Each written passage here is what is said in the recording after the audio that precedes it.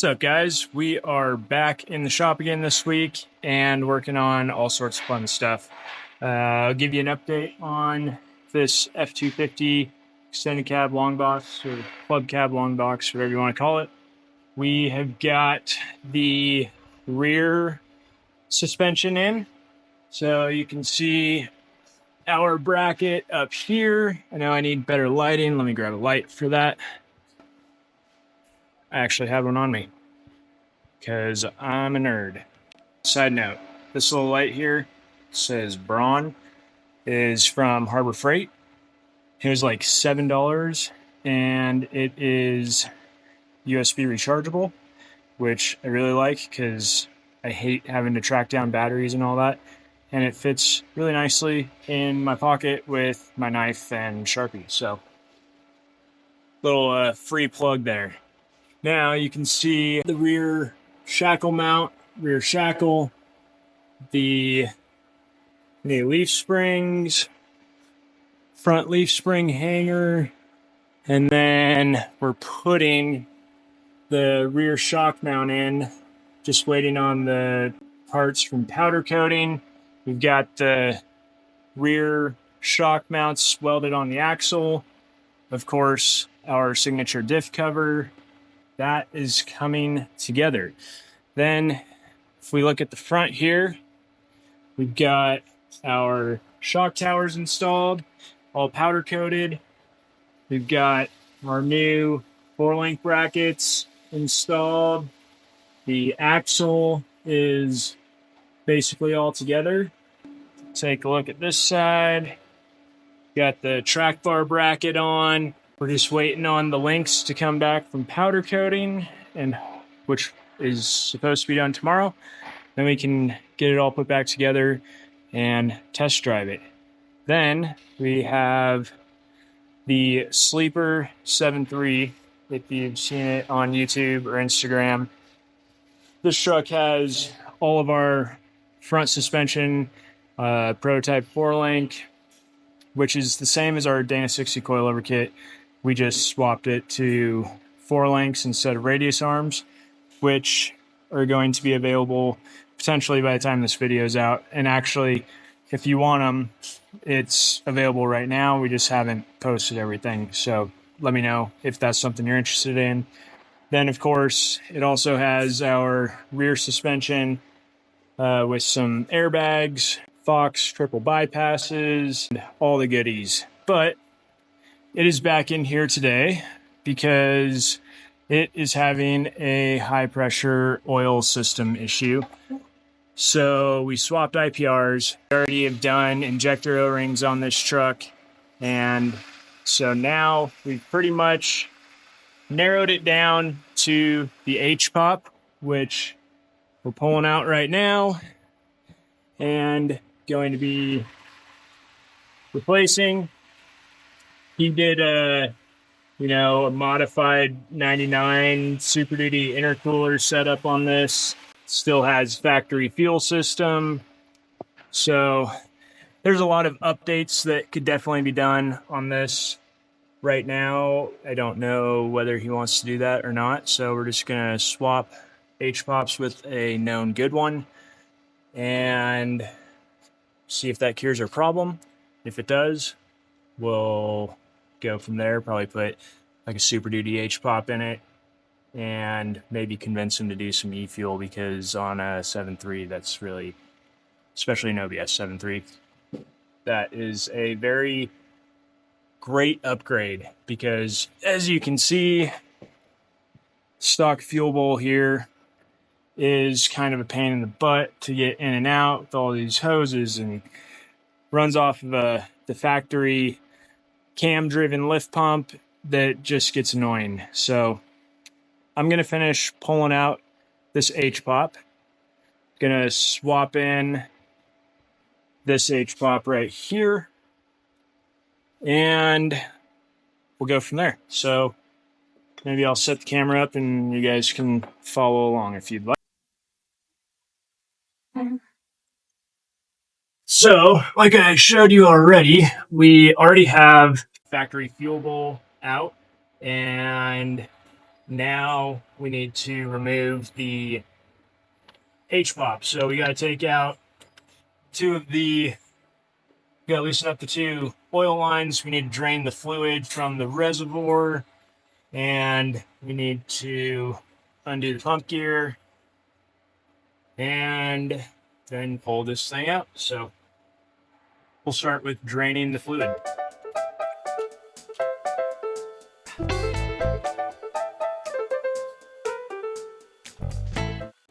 So we have this super nifty sucker deal that can recover the fluid from anything. Like I use it to change the oil, transmission fluid, and V-drive fluid in my boat. I use it to do all sorts of things where you need to evacuate fluid where there's not a drain plug. So on the 7.3 HPOP reservoir, there is a little Allen fill plug or inspection plug, plug on the top of the reservoir that you can take out, and we're just gonna jam this thing down in there. It uses shop air to kind of vacuum it out, and once that starts sucking air, we'll know we have most of the fluid out, so we make less of a mess in the valley of the engine, and go from there. In case you guys are curious, this is the device. You connect the shop air to it, and it's pretty sweet because it shows you just how much you're taking out. So that's pretty nice on things where you want to know that you've gotten the majority of it out. So if you know it holds 5 quarts. Granted, I think this is in liters, but you can always do the conversion and make sure you get close. So it's been quite handy. It also has a brake bleeder attachment that's pretty sweet. And yeah, we use it quite often. It holds a total of 2.3 gallons. So as soon as, sorry, noisy air compressor. All right, I know what you guys are gonna say. Why do you have an air compressor inside your shop? That's so dumb. I completely agree. I actually have an air compressor outside that I scored a really good deal on this massive 3-phase, a 30 horsepower V4 pump. It's insane. It's way more compressor than I needed, and I bought it at an auction online, and so based off the picture, I'm like, oh, can't be that big. And then it showed up, and it is that big. It's huge. So I don't have 3-phase power, unfortunately, but I do have a 600 amp power service for the shop, and put in a rotary phase converter that was supposed to be big enough. But what we've found is in the gnarly winter weather and temperatures, the oil is too thick in the compressor and we just can't fire it up. It just pops breakers. So that compressor has to go. If any of you guys need one or know of somebody that needs an insanely large Kellogg, I believe is the brand, compressor, hit me up because I will make you a smoking deal. And then for now we have a Band-Aid compressor in the shop until we get rid of the big one. Then we'll get a new compressor that will be outside, undercover, and won't interrupt videos anymore. So we got all the oil that we could sucked out of this HPOP reservoir, disconnected both of the high pressure oil lines. Now we got to remove this heater core hose, and we have to remove the exhaust back pressure sensor, pull off the little inspection cover, and loosen the bolt that holds the pump to the gear. Then we should be able to just remove the two 10mm bolts that are on the pump and pull the pump out and swap in another known good pump to test it. I would kind of rather just put a brand new one in so that I don't have to do this twice. But in the interest of saving JP some money and confirming our diagnosis, we're just gonna slap in this known good used pump, make sure that that is indeed our problem before spending the money on an updated or a new pump. So yeah, definitely gonna be doing this twice. but maybe JP will come film some good TTB install video or something for us, something that you guys have been requesting. So we'll make something of it. In the interest of making this a little bit easier, I'm just going to get the belt out of the way. 15 mil here. This truck still has the factory tensioner and factory vacuum pump and factory vacuum brakes. I'm gonna just warn you right now, I'm doing a little product plug. We have a super sweet update kit that is kind of in collaboration with OBS Solutions to give you Hydro Boost brakes, eliminate the commonly failing factory vacuum pump, update your tensioner to the Super Duty style dual tensioner, and an electric vacuum pump to run your HVAC controls. It is like the ultimate reliability, brake performance upgrade that you can do in that category, I guess, for these trucks. It is kind of funny that the big upgrades that you can do are e-fuel, which is what a Super Duty has. Intercooler, Super Duty 7.3 has. Hydro Boost, electric vacuum pump. It's what a Super Duty 7.3 has. All of these things that actually cost like a significant amount of money to do or have done on these trucks, they figured out, and when the 7.3 Super Duty came out, it got all the goodies. So we basically are just making this, or that, doing that stuff makes it kind of similar to a Super Duty. Moving on, you can kind of see. I'll grab the camera for any pertinent shots. The shop is a little bit cluttered at the moment, mostly because we have 2 Duramax engines worth of parts in bins that need a home. Anybody that works on stuff understands that sometimes things get a little on the cluttered side and you got to do a cleanup. I'm going to remove the exhaust back pressure sensor and then the heater hose right here, heater core hose. Then I can get to the pump gear.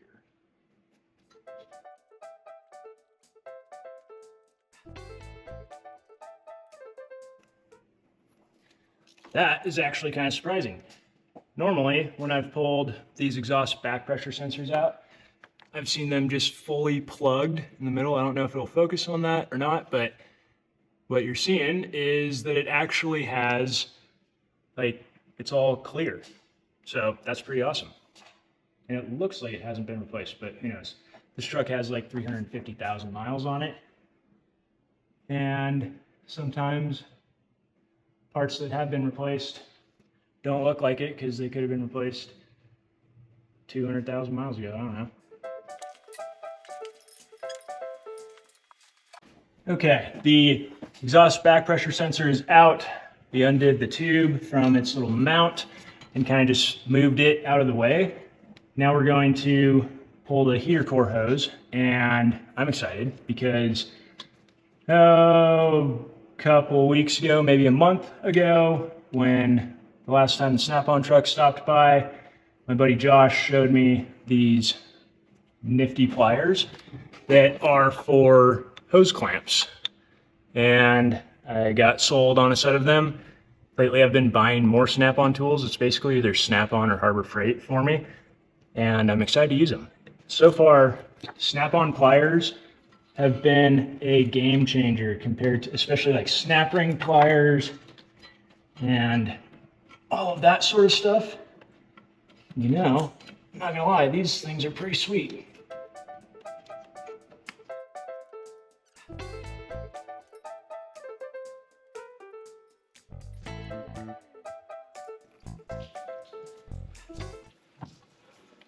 Now we're gonna have a little mess of coolant, which is sweet.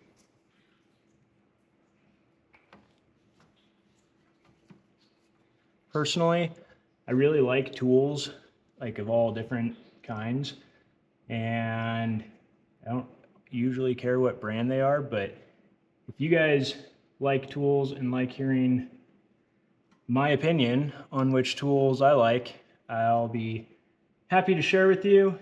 Otherwise, I mean, I don't know what my opinion's worth in that sense, but if you're interested, I love talking about tools. Okay, heater hose is off. Those pliers worked really good, but those stupid clamp hoses never seem to expand far enough to actually make it over the rolled lip. So still a battle, but at least I didn't slip off the clamp. So I'm happy with that purchase, and I think they're only like 45 bucks on sale. I guess that's kind of a lot for pliers, but works for me.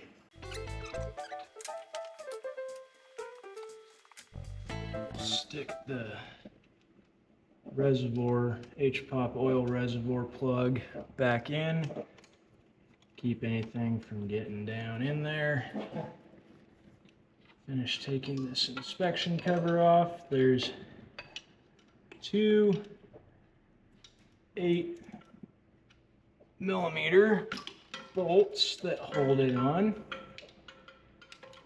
And since we are on the topic of tools, this snap-on ratchet, quarter drive, long, flex head, non-locking, is probably my favorite ratchet. That and my extended 3/8 drive.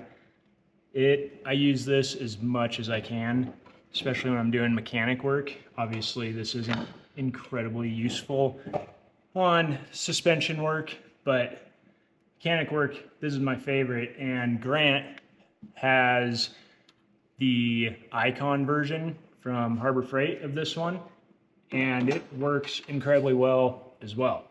I've used both, and honestly haven't had an issue with either.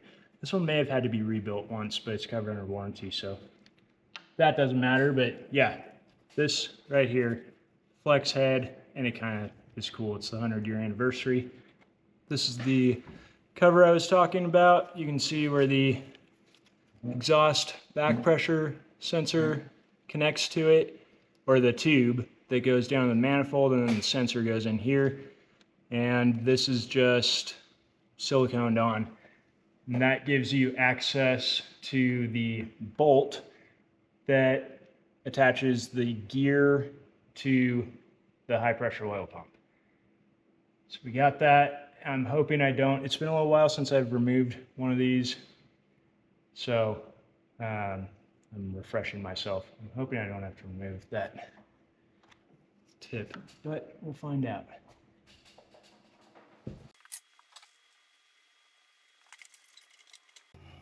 Okay. That's what I thought was going to happen. We have the crankshaft is spinning. Well, when I'm trying to loosen the pump, it is spinning the entire engine over. So we need to stop that from happening and come back to it. So I'll do that. Hi, Asta. Look who came to say hi. All the doggies. This is Asta. That's Adso. And if anybody can guess where the name Asta came from, put it in the comments. It's a fun one. Okay, so we got the pump gear bolt loose with the help of Grant holding the crank. And now we need to finish unthreading that all the way. And you got to be extra careful not to drop the bolt or the washer into the front of the case. Luckily, the washer is fairly large, but just to be on the safe side, I'm going to grab the magnet and bring the washer out to the head of the bolt so that I feel more comfortable. Because if we drop that washer down into the gear case, we're officially losing money. Got it. You can see the bolt and the gigantic washer there. The gear will stay in the housing. Now I just need to take the two 10mm bolts out of that are holding the HPOP in, and we can pull it out. So we'll get that wrapped up and pull that sucker out of there. Over here.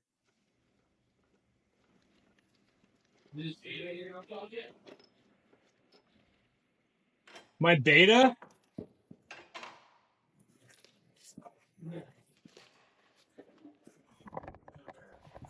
What are you talking about? When's your beta showing?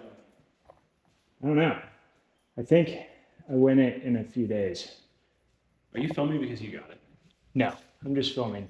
Oh, okay. I wish I got it. Hey, nice I shirt. thought, because thank you, we're out of business. When you looked at me and smiled, when you were on the ladder, Yeah. I was like, oh shit, did he move? And then you came on front of the camera, I thought, are you just, okay. I guess you probably would have called me or texted me. Yeah, I would for sure would let you know if I won Grindhard's beta giveaway. So I got my plan. Yeah? I plan to buy mine. I only have to make $100 a day for the next 60 days. And Get a beta. how are you gonna do that? Stock market. Okay. Easy, dude. Easy. Easy. So easy. $100? You kidding?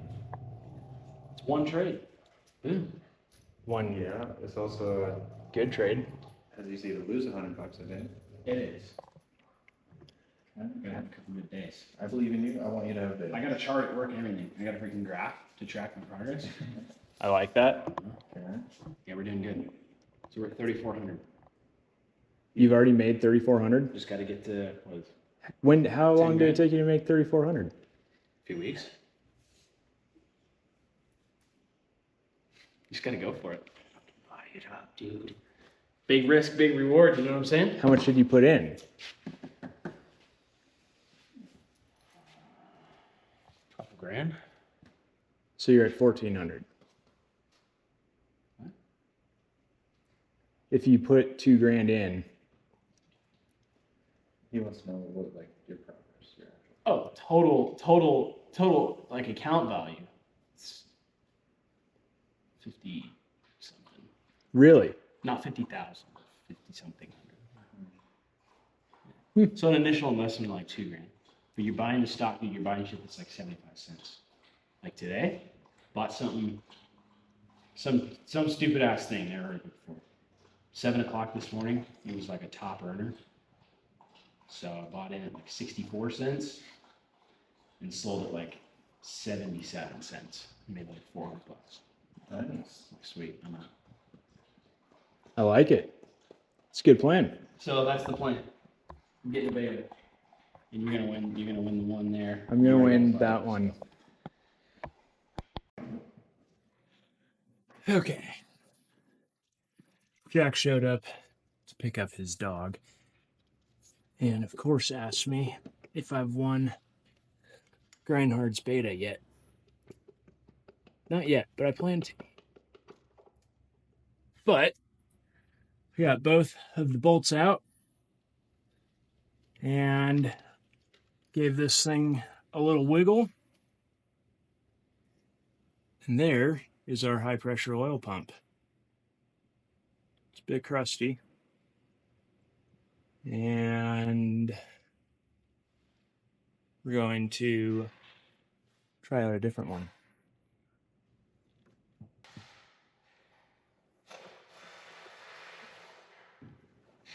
Got the gasket out. Now, I think it's about 5 o'clock, and I am going to call it a day. I'll put the other HPOP back in it tomorrow. and hopefully go for a test drive. So we will see you guys in the morning. Good morning, everybody. Today is a new day in the shop, and we're supposed to be getting powder coated parts back in the next hour or two for this. So hopefully we can get it essentially put together, brakes bled, tape measure alignment done, and get it on a test drive. Then we just have to deal with the exhaust, which is a little tricky, but I will show you that. So every truck that we install our rear suspension on, and even I think Super Duty suspension, you have to, if you do the Super Duty leafs, you have to do this too, but you can see here where the exhaust used to exit right here.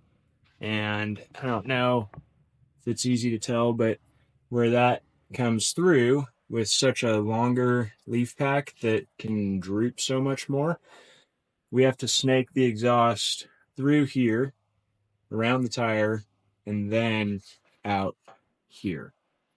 So that is always one of the trickier things to do, but we'll get that taken care of. Though we can test drive it without that done. So we're getting real close. Then we're back to the HPOP on JP's truck, which we got out yesterday. So time to switch the fittings over and swap the IPRs over, stick it back in, test it out, make sure that's our problem, and then go from there. So see, we're having some lighting issues. Where is it? See that? It's really annoying, just blinking. Of course, both the lights over my toolbox have gone out, so it's time to upgrade the lights in here. But I do have, like, I've got this little light, should work. So time to swap some fittings. Okay, so we have our two hydraulic fittings right here and our injector pressure regulator right here. And we just want to swap them over and make sure that we put them in the correct positions.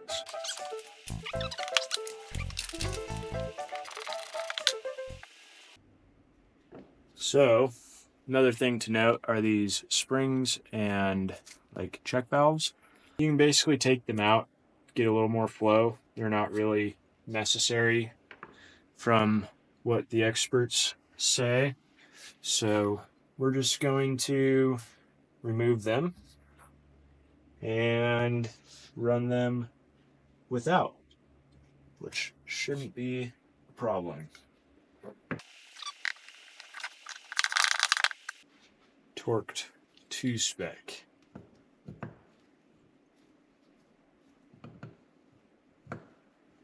I actually noticed this one was, when I went to take this line off, I had to hold the bottom of it because it was spinning. So it wasn't even in there all that tight to begin with.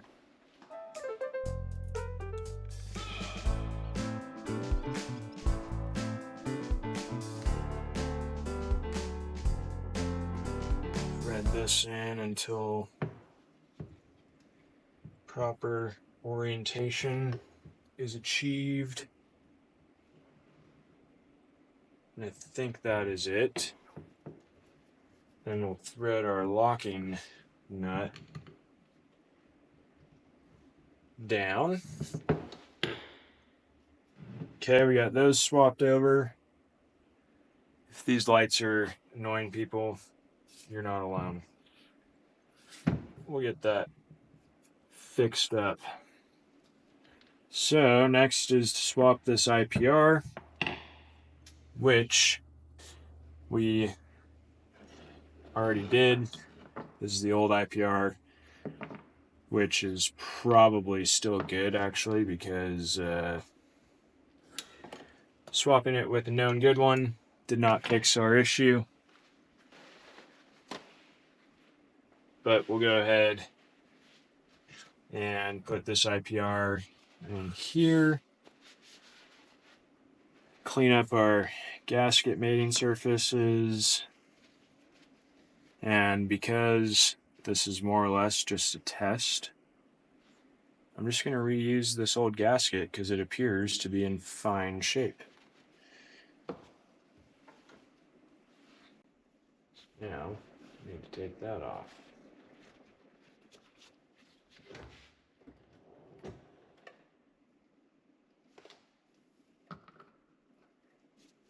We will start by removing this flimsy little nut on the end, right there. Spacer, or shim, or whatever the technical term is. This is solenoid. Might be getting all the technical terms wrong. Not the best with those.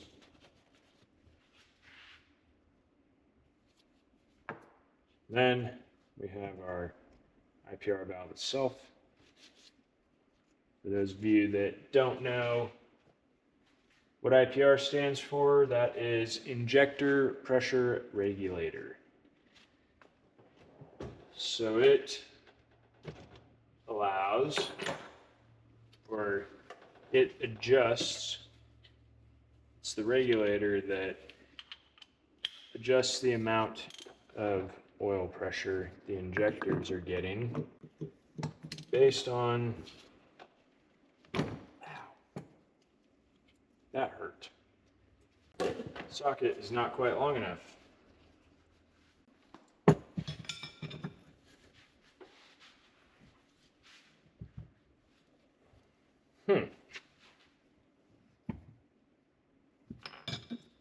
Might have to use the old vise. Stand by.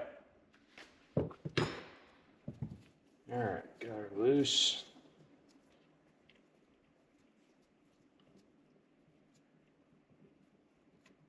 So thread this guy in here. Torque it to spec. Slide our solenoid on so that the connector is facing this way. Then we'll put our little bushing in. Then we'll put our flimsy little 3/4 inch nut on. Snug that up, not too tight since it is like a stamped sheet metal sort of nut. Now, this thing is basically ready. Time to go clean up the gasket mating surface in the engine bay. Got our rags that we were using to soak up any leftover, fuel and oil that ends up in the valley. The valley of these things can get quite dirty.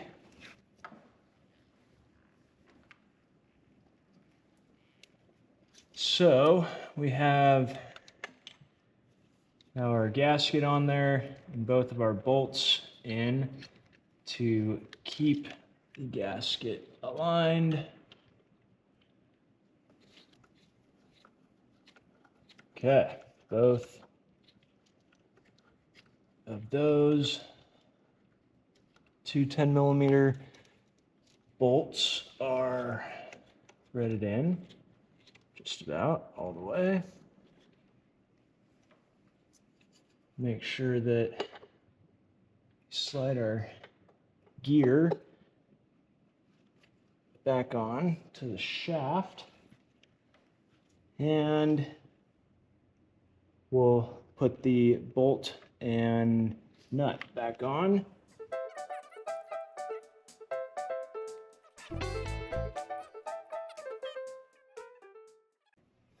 And we'll have to torque that. And then we're basically just going to go in reverse. So we're going to get that torqued down, tighten down the HPOP, hook up the lines, put the cover back on the front for the nut, put the coolant line back on, the belt, put the fuel bowl back in, and then put our spider back in, hook everything back up, and fire it up and test run. So I'm going to do that and not bore you guys with the rest of this process. I didn't mean for this to turn into an HPOP replacement video. So I will do that and get back to you. All right, so we're back. The fuel bowl, the HPOP is in, the fuel bowl's back in, the spider's back in. Try and give you guys a view. Everything is hooked up, hose clamps are on. I think we're good to go. Topped off the oil a little bit because we sucked out a decent amount from the HPOP reservoir. Topped off the coolant because that obviously drained out. So now it's time to see if this thing starts. And it's going to take a bit of cranking, but we'll give it a try. The one thing I forgot was to put it on the battery charger overnight. So that's kind of annoying, but we'll give it the old college try. So let's see what we get here.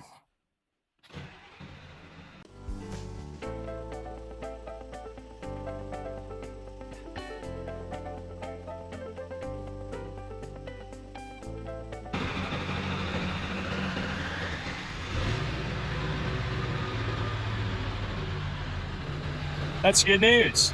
It is up and running. It took a little while to build oil pressure, but that's to be expected. And now we need to check for leaks. Yeah.